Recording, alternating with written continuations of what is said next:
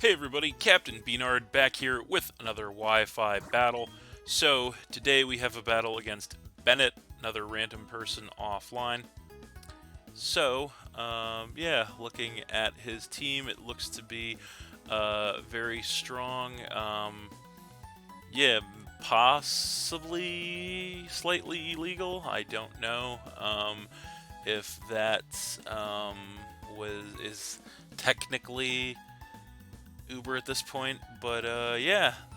Anyway, so what do I want to lead with is the question, and I think we're actually gonna go with the. That's a tough one, actually. You know what? I think we're gonna go with the Shaman in this one, actually.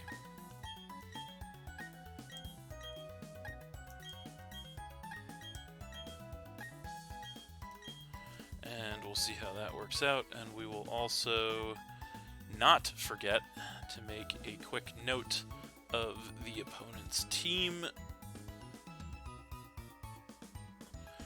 As I keep saying over and over again, I really do miss being able to see team preview.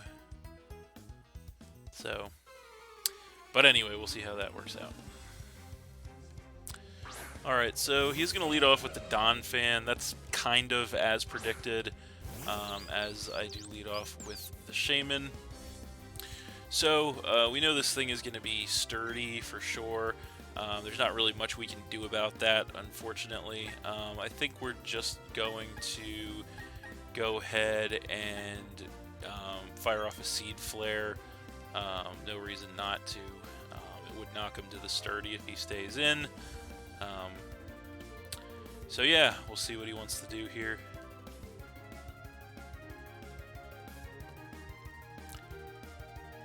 So he's definitely thinking about this one pretty hard. So we are just going to outspeed him and hit him with the Seed Flare. And of course that is going to knock him all the way down to the sturdy. He does survive because of it. We do get a special defense drop, which isn't worth much. He's going to go knock off, actually, and he's going to go ahead and get rid of our leftovers. So that's a little unfortunate. He is also going to regain some HP with his leftovers, so kind of is what it is. He's probably going to want to go, I guess, Ice Shard to get some damage on the way out, if I had to guess. But again, there's not really much I can do about that.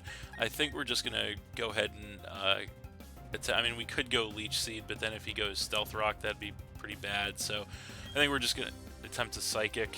And so, okay, he actually doesn't Ice Shard, so we're going to go ahead and take this thing out with a Psychic, so that's good. That's going to go ahead and knock him down to 5, and he did not get Hazards up, so that's definitely pretty positive for us, as we don't have a way to remove hazards on this team. So we'll see what he wants to bring in response, and it is going to be the Darkrai. So that's always fun. So we are packing coverage for this thing, though. And you know what? Since we lost the leftovers, I think we're just going to go ahead and stay in and go for it. The Dazzling Gleam, because why not? He does outspeed, though, and he hits us with an Ice Beam, and that actually takes us out. So I guess that's why not. So that's unfortunate. So that's just going to go ahead and knock us down to 5. We do get the matchup now, though, which is good. What do we want to bring in here against this thing? He could, based on that, he could possibly be Choice. I don't know. But in case he is, we're actually just going to go ahead and come in with the Lantern. So try to scout this out here. So I think the safest thing we could do, just in case he decides to switch, is go ahead and go for a Scald, actually. So that's what we're going to do. We are Choice Specs, so we should hit pretty hard anything. And he is going to switch out, so he may very well be Choice. He's going to go ahead and switch into the Metagross. So we're going to go ahead and get a Scald on this thing. So that's going to do quite a lot, actually, knocking him down to about a third HP. So great damage there. We could take him out with another one, although he should probably outspeed us, and then he could hit us hard with something. So don't really want to take a big chunk off of Lantern at this point. So I think we're going to go ahead and we're going to try to predict the ground attack, and we're going to try to switch into the Mismagius. So we'll see if that pays off. So there it is, and he is going to go Earthquake. So we do get the protection right there. That's nice. Not going to touch us thanks to Levitate. So we get in with Mismagius for free there, which is nice. So this time around, we kind of have a choice to make. So we could attempt the setup. We still have the Focus Sash intact, but that would be a little bit of a dangerous move if he decides to stay in an attack. So I think we're just going to play it safe, and we're going to go Mystical Fire, actually, in case he does decide to switch. And he's actually still thinking about this one, so it's looks to be a tough decision for him as well. So he does stay in, and we do outspeed, so that's good. We're going to hit the Mystical Fire, and that is just going to go ahead and get rid of that Metagross. So that definitely worked out for us pretty well. That's going to go ahead and knock him down to 4. So yeah, that is good news for us for sure.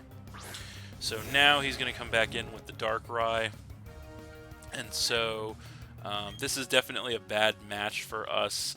We do have a potential switch to the Darkrai, but I don't know if I really want to do that just yet.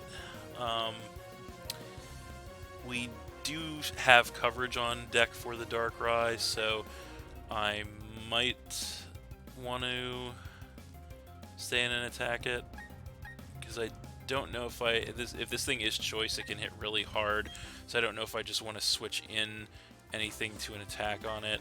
So I think we're actually going to stay in here and attempt to hit this thing with a Dazzling Gleam here. We're going to give that a shot. So he does outspeed us, and he goes Dark Pulse, and that is going to knock us all the way down to the Focus Sash, but we do survive because of it. And we do get the Dazzling Gleam off in return, and that is going to do a lot of damage to this thing, knocking it down to about a quarter. So that is great damage. He could very well be choice, but again, I don't really want to risk a switch at this point, so I think we're just going to stay in and go Dazzling Gleam again. He'll probably take us out, and indeed he will go for the next Dark Pulse, and that will obviously take us out from that range. So that's going to go ahead and knock us down to 4. But that's okay. So now I think it's definitely time to go ahead and come in with the Hariyama. So it'll kind of be a moment of truth here, in the sense that we'll see if he switches again. I think he's definitely got to be choice. He does have he doesn't honestly have a great switch though to this thing. But yeah, so we could fake out just in case he does stay in for that guaranteed flinch. So, you know, I think actually that is what I mean, we could try to predict, but I don't really want to over-predict. So I think we're just going to fake out here, and he does switch out, so that is kind of confirmation that he is choice, and he's going to go into the Garchomp. So we could have caught him coming in, but that's okay. We're going to hit the fake out. We get a little bit of chip damage, and then we get burned from the Flame Orb. So I think at this point, this thing could definitely set up on us if we try to switch out. So I think the best thing we can do is actually just stay in on this thing and go for that close combat. We could take a big hit, but we have to risk it. So he is going to go Earthquake, and that is going to do a little over half, but we do take it relatively well. Go for the close combat in return, and Guts boosted. That is going to get rid of that Garchomp outright. We do take defense drops off that, but not the end of the world. That is going to get rid of the Garchomp and knock him down to 3, as we do take some burn damage there. So, not looking too bad right now. We'll see what he wants to bring in response. And he is running low on options. I think his last 3 Pokemon are actually weak to fighting, which is good news for us, although Hariyama a little whittled down at this point.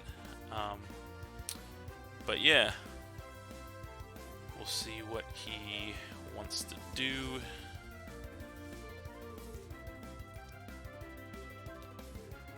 So he is really taking his time with this one, trying to come up with the best answer to the Hariyama.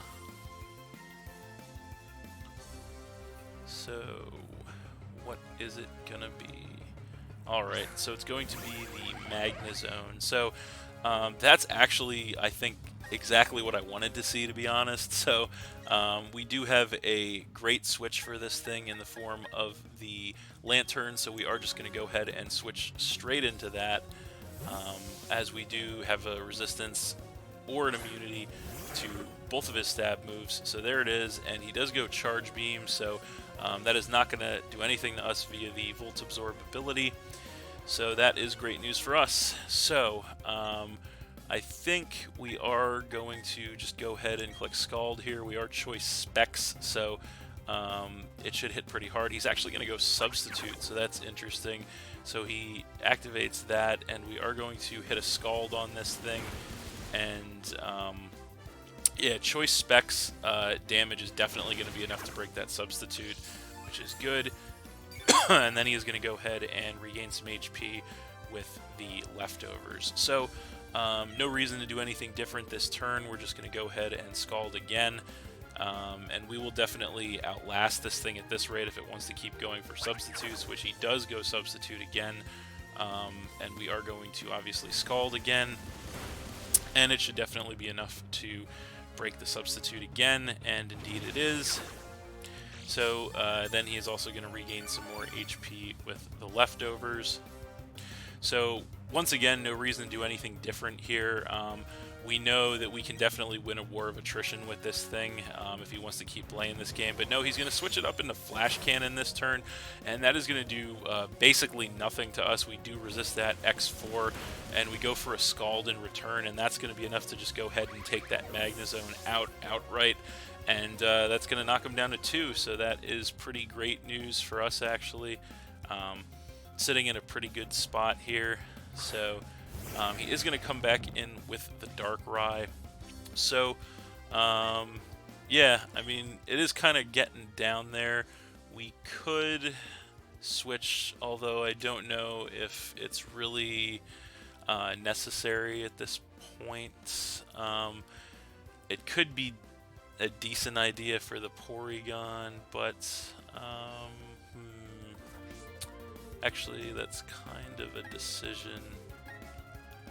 I mean, we could stay in and take this thing out if we can take an attack from it.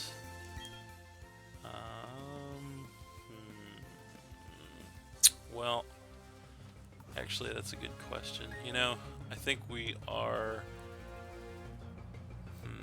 Yeah, I think we're just going to stay in here and continue to click Scald. So we're just going to do that.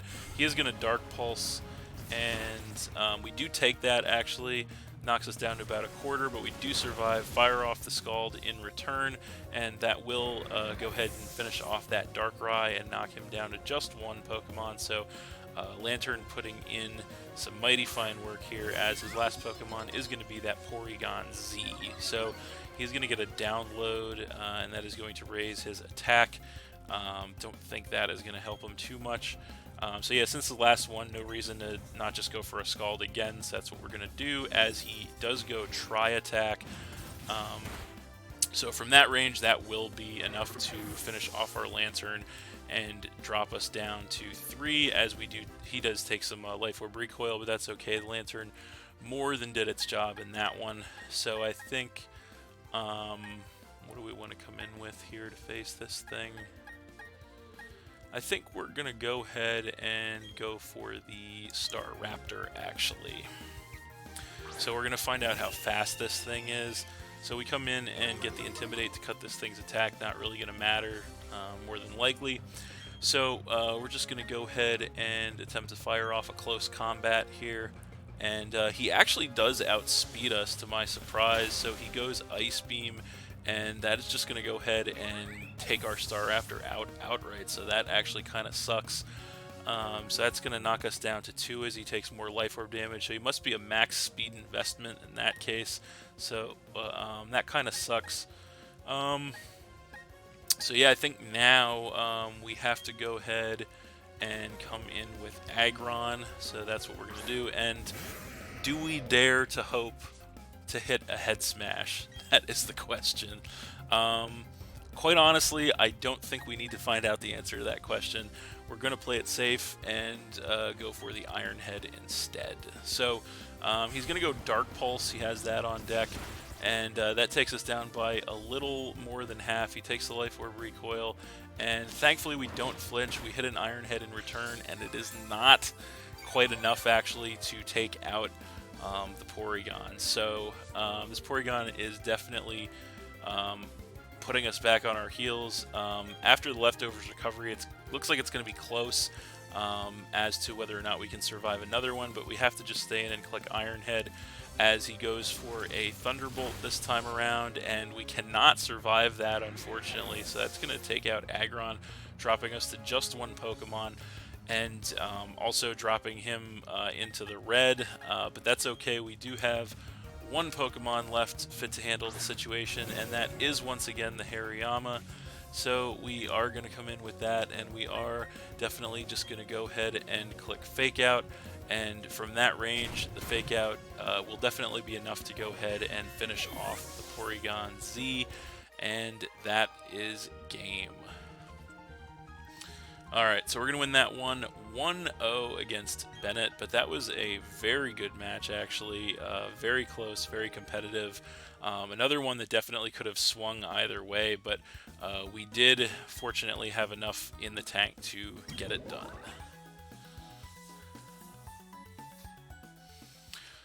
Alright, so that's it. Thanks for watching again, everybody. Hope you all enjoyed. Please hit that like button, leave a comment, and or subscribe if you did enjoy, and stay tuned for more new battles in the future.